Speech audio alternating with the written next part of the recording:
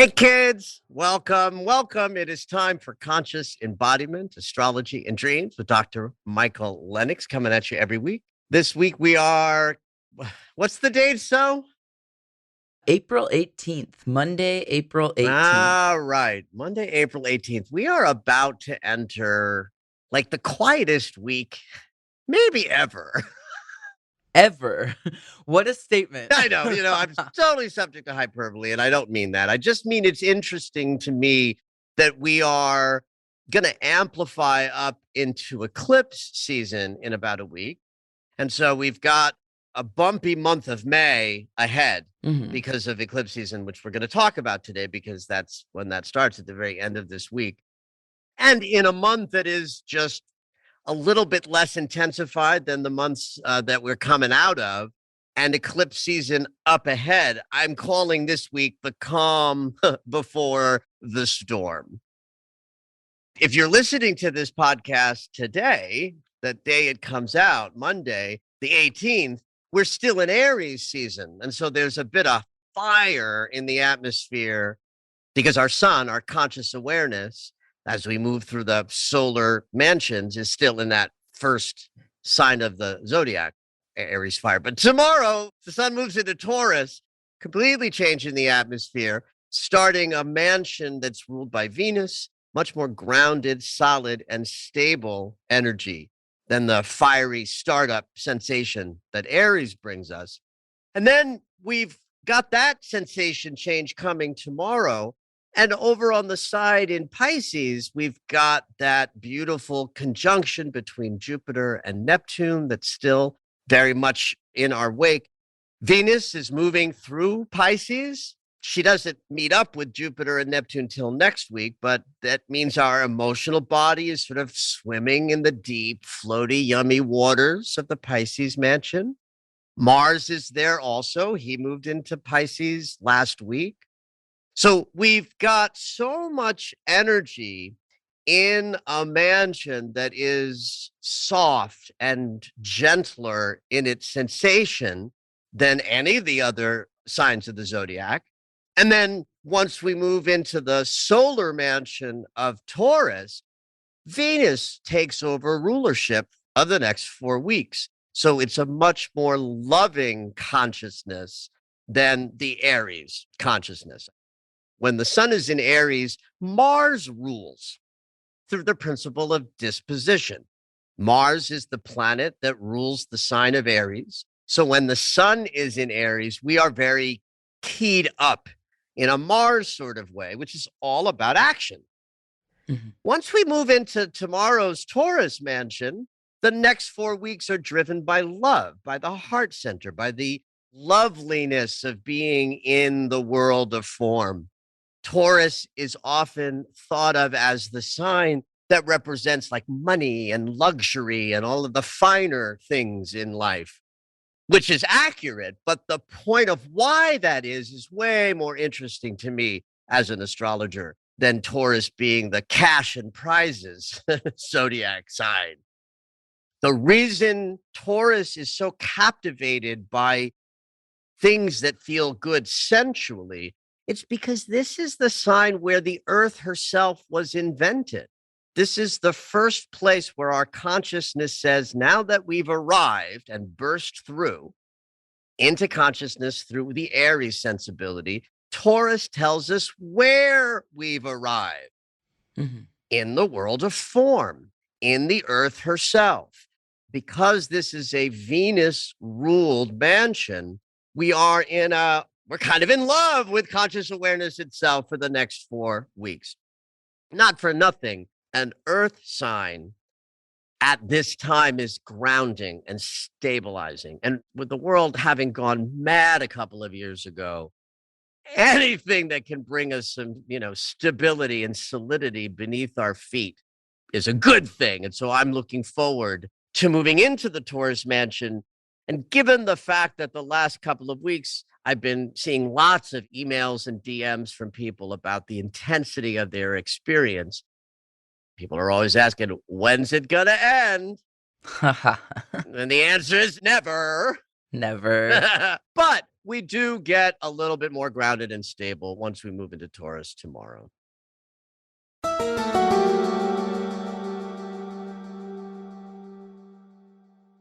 So because it's a quiet week, there won't be as much to talk about, but I'll also dive a little more deeply into fast-moving transits that I might otherwise not have as much time to go into. And something that hits us just as this week is starting up is a square between the Sun and Pluto.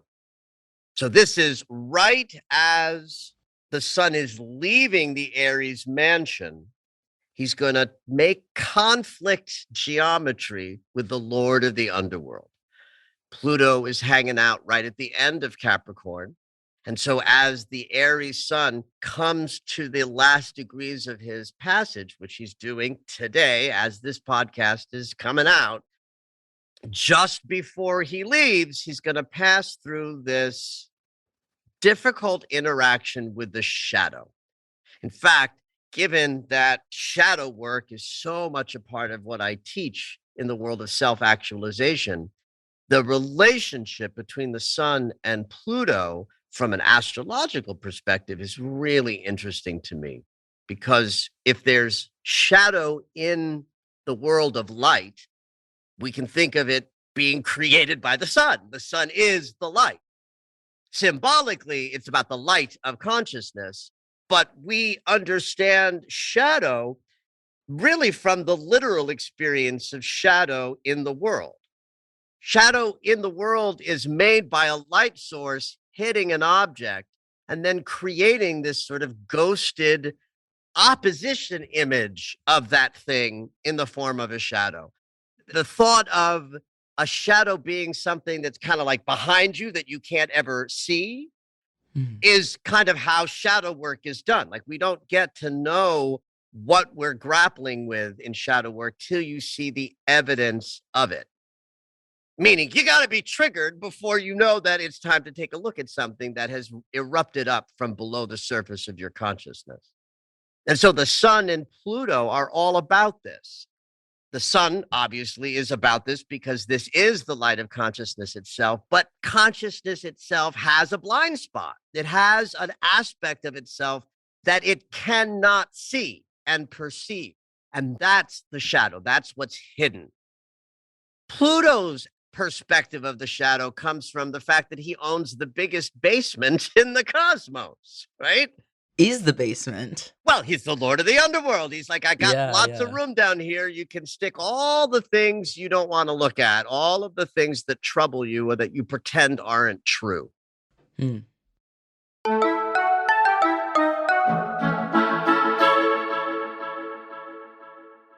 During the course of the solar year, there are four major Sun Pluto moments. Just like the lunar cycle starts with the sun and the moon together, in a way, the sun and Pluto together is like the alpha omega of shadow investigations. If you think of the sun and Pluto together as like high noon, where the light of the sun is pouring directly into the hole that's been dug into the earth, then there's no shadow because we can see clearly what we otherwise might not be able to see because it's hidden in the shadowy realm.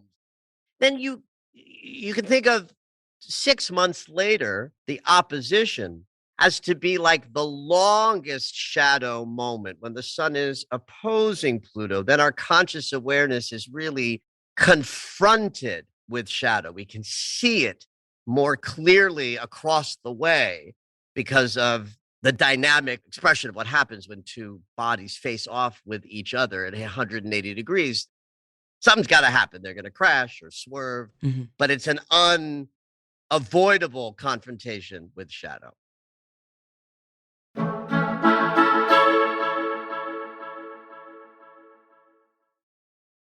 What we're moving through today is the quarter part of the cycle, the 90-degree moment that would happen in between the conjunction and the opposition.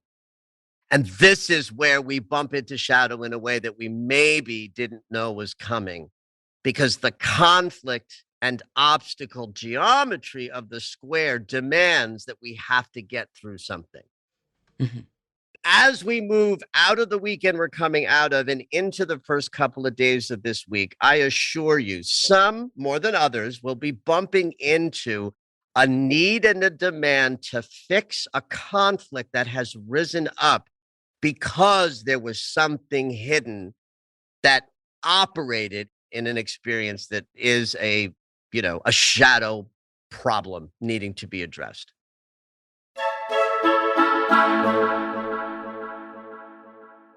So I'm just letting you know that as we finish up the Aries mansion, we are definitely going to be moving through some kind of an awareness of deeper problems and issues that need our attention.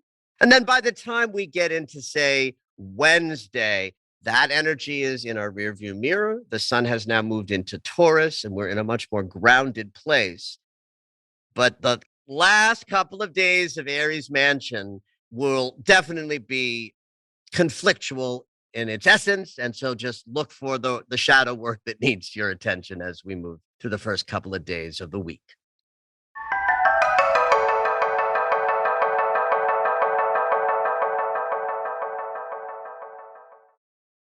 Notwithstanding that it is, in fact, a pretty quiet week, we start and end the week with some intensity, right? There's the Pluto Sun square that I just got finished talking about, and it's going to be really important to pay attention over the weekend to anything and everything that comes up in your conversations, in your thoughts, in the surprising conversations that come up or the happy accidents. Mercury is a trickster, ultimately. That's something that we don't talk a whole lot about in astrology, but the archetype of Mercury is a trickster archetype, which means he often operates in ways that we don't expect or kind of sideways ways.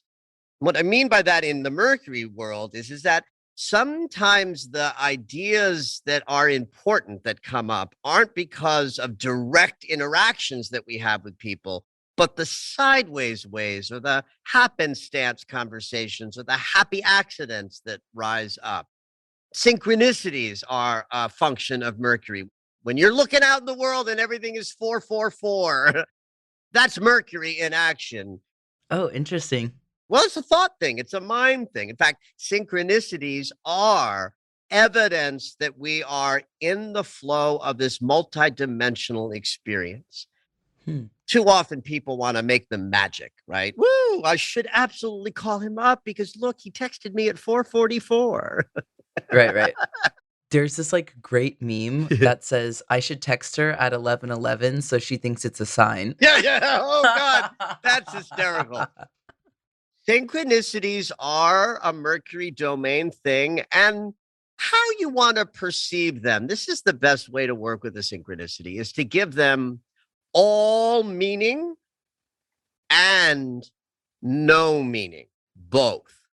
And how do you personally like to sift out all and no meaning all at the same time? Well, it's one of those things where it's you give it all meaning, that is to say, you lean into a synchronistic unfolding as evidence of your divinity. That Okay. life is indeed this wild, multidimensional experience. And when we get little hints of that through patterns and randomness that isn't so random, and things like texts that come in at 11:11, and we Mhm. give it meaning because it feels meaningful, but we don't give it so much meaning that we treat it like magic, because that's nonsense. But if we dismiss it entirely, then we're missing out on one of the juiciest, richest aspects of being a human in consciousness, which is the evidence of our connectedness to our unfolding divinity. So if you give it all meaning alone, then you're in magical thinking. You're just going to suffer because guess what? 11:11 doesn't mean he's into you. It just means whatever, right? But if you give it no meaning whatsoever, then you're losing out on the juiciness of one of the elements of being alive. So by doing both, all meaning and no meaning is like the synchronicity says, yes, I'm in the flow. I'm moving in alignment with the greater mysteries that can't be known and touched, but Mhm. drive this whole machine forward. Now, I'm not promising a weekend of synchronicities. We just got sort of sidetracked onto a conversation about the power of synchronicities and that Mercury is the deliverer of them. What's important about the weekend is probably led by the fact that Mercury is going to come into conjunction with the north node of the moon, which means we are in a couple of days over the weekend where there will be thoughts, ideas, synchronicities, conversations that propel your vision forward. Mhm. The North Node represents the future itself that we're moving into. Mercury is thoughts, ideas, narration, and, the words that push us forward. And so that conjunction alone is a moment where we're going to get some clarity about where we might be headed next. It's not just the conjunction with the North Node that Mercury's up to this weekend. He's also going to be squaring Saturn and sextiling Neptune, all at the same time that he's propelling us forward with the conjunction to the North Node. These two other transits are very, very different energies. The sextile with Neptune allows us to tap into our spiritual connection and get intuitive guidance. So, this is valuable because we want our Mercury experience to connect to wisdom and intuition and to feel like we're being guided by spirit, which we are. The sextile is an energy that we can only reach if we pick up actions. It's a potential. So you're not going to get guided by your intuition this weekend unless you're putting some behavioral effort into dialing into your intuition, which for my money, you do through a spiritual practice of prayer and meditation. The square to Saturn is pure brakes on, delay, challenge, problem, and communicative breakdown. Right. But it's not in a vacuum. We're not just bumping into challenges from the neck up because the planet of communication is in conflict geometry with the teacher. We've also got this gorgeous connection to spirit and a profound sense of forward moving visionary. I need to know where I'm going next. Mhm. But if you put all of these things together, what you have is like a divine coaching session all weekend long where you are believing in what's possible. Mercury sextile Neptune. Understanding that there's hard work involved and there might be lessons to learn and things you have to be responsible to in order to build what's next. Mercury square Saturn. All driven by hopefully excited sensibility of, I think I know where I want to go next. So while it is, in fact, a quiet week, what we start the week off with is a kind of bump up against what's in the basement that might still need your attention. Because if there's something hidden down there that you haven't quite attended to, you're probably going to find out about it over this past weekend and the first 1 or 2 days of the week. And then when we finish out the week, we're being treated to some directional consciousness that will help us propel ourselves forward. As long as we're dialing in spirit to keep ourselves feeling like we're guided and that we're not eschewing the hard work or the lessons that might be necessary in order to fulfill the vision that might be rising up for you right about now.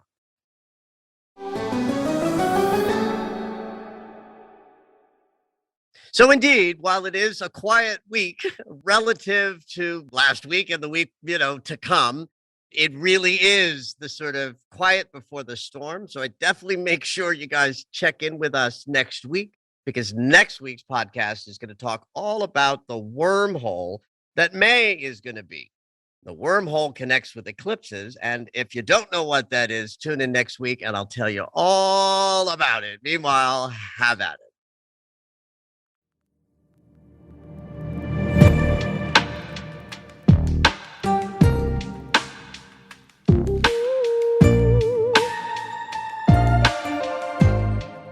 All right, it's dream segment time. Every week, Dr. Michael will interpret dreams that are sent in via email or take a live caller. If you would like your dream interpreted on the podcast, you can go ahead and email us at dreams@michaellennox.com. Hopefully your dream will make it onto the show.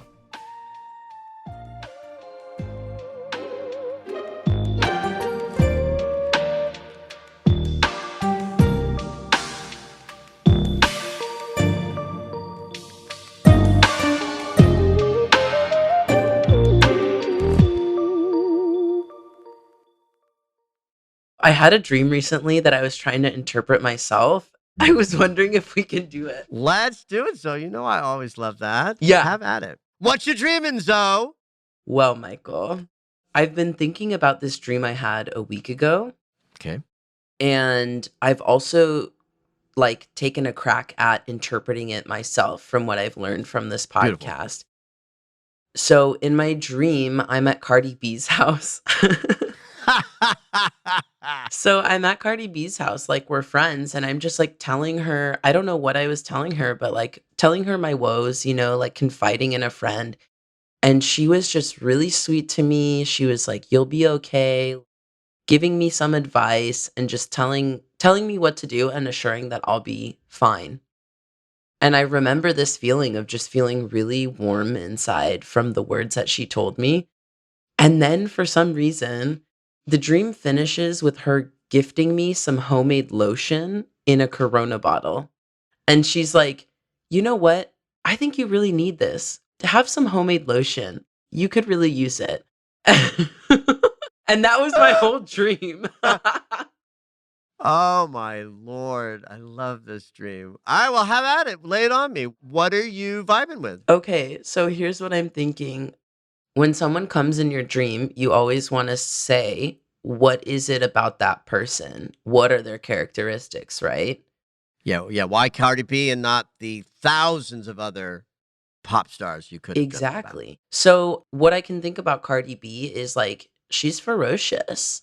She is freaking ferocious. She is so good at what she does at such a high and energetic level. And also her authenticity is unmatched. Yeah, she gives no fucks, she takes no prisoners, she pulls no punches. And she knows what's up. You know what I mean? I've watched interviews of her and she's really tuned into just the human experience. I've seen an interview with her where she's like, "You don't have to like me. You don't pay me. I don't do anything for you. I'm an entertainer. If you're entertained, cool. If you're not, cool. You don't have to like me. I like me. And that's it." Yeah, I think all of the characteristics that I and other people admire about Cardi B, it's probably what she was telling me. I can't remember the exact words. Well, the quote from the interview that you just offered is part of the experience of sharing the dream. That's the gorgeousness of, that you might think it is just random that you told me about that particular interview quote as you're sharing with my dream, but I understand it as a sacred unconscious expression. Your unconscious made sure that you told us and the listening audience exactly what Cardi B embodies that made her the pop star of your dreams. It's that particular thing of, I know who I am, and you are irrelevant to that unless you're responding to who I am in a manner of the actual transaction of here's what I offer, do you receive it? And if you don't, bye-bye. I just don't give much of a shit about you. So I think you know exactly why Cardi B showed up. Yeah, so I feel really strong and happy that I could interpret the Cardi B part, but what's with this homemade lotion? Does that mean anything to you? Well, certainly it's an intimate experience that a person has with lotion. It's not shared. It's not public. It's sensual. You put it on your skin and you do it in your bedroom or bathroom, right? It's something you prepare to meet the world with, to have thick skin that's also soft. That's one of the things about lotion and skin and what it's like to be unapologetically who you are while facing great criticism every moment of your life. And certainly a famous person has to deal with that constantly. Absolutely. And you have to experience that constantly for your own experience in life, where you move through the world in a manner that you bump into criticism and opinion from the other side Right. of your world that is ultimately irrelevant to you. And by Cardi B giving you something that's going to help you have yummier, smoother skin, I'm guessing that it's also to have skin as thick as hers. If she's giving you homemade lotion, who made it? She did. That's right. And she put it in a Corona bottle. That part I don't understand. See, to me, Corona bottle is to be cavalier, relaxed, disinhibited. That's what a beer does. A Corona is like I'm chill, I'm good. So there's something I think about that being in a Corona bottle that also says, not lighten up, but like it's a lightening up experience to own your own skin, to protect yourself intimately, to be inspired by somebody who makes no apologies for who they are. And so the Corona bottle connecting to what happens when you enjoy a beer. You're just more relaxed and life is easier. That's one beer. 5 beers, you're different story. story. That's a different dream. But really, it's about your relationship to skin, and I think that sense of what we call a thick skin that allows you to be unapologetically you while living in a body that forces your life to occasionally face profound challenges to your identity from the other side of the room. Yeah. So the inner Cardi B in you is rising up saying, make no apology for who you are, and thicken that skin with this beautiful lotion. Watch out. Thank you for listening to Conscious Embodiment, Astrology and Dreams with Dr. Michael Lennox.